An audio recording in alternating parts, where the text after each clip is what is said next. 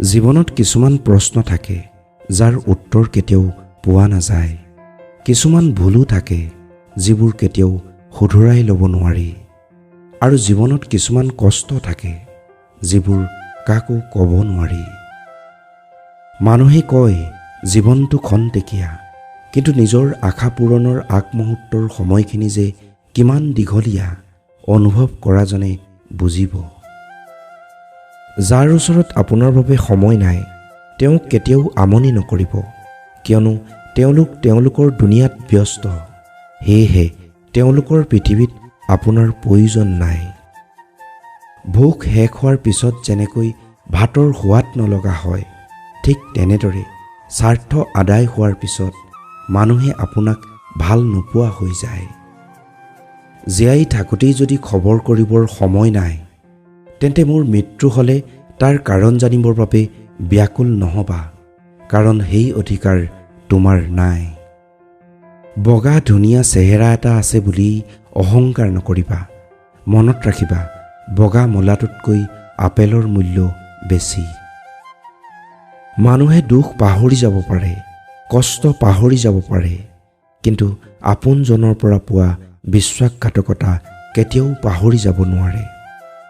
বেয়া সময়বোৰ পাৰ হৈ যায়, মনত নাথাকে, কিন্তু আপোন মানুহবোৰ সলনি হৈ গ'লে চিৰদিন মনত থাকে।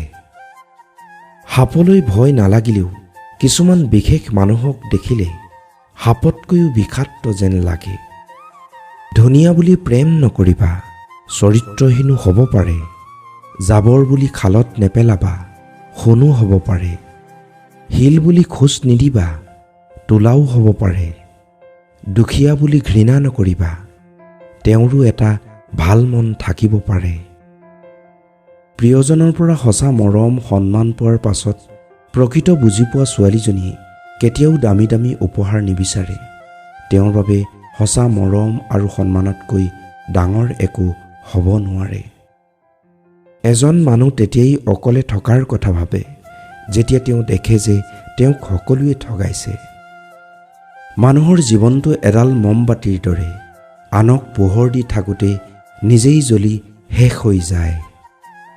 সকলো মানুহেই সুন্দৰ মনৰ অধিকাৰী।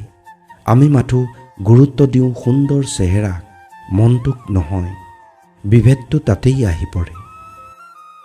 এজোপা ফুলৰ বাবে যিদৰে ৰ'দ বৰষুণৰ প্ৰয়োজন, ঠিক তেনেদৰে প্ৰশংসা আৰু সমালোচনাও জীৱনত আগুৱাই যাবলৈ প্ৰয়োজন।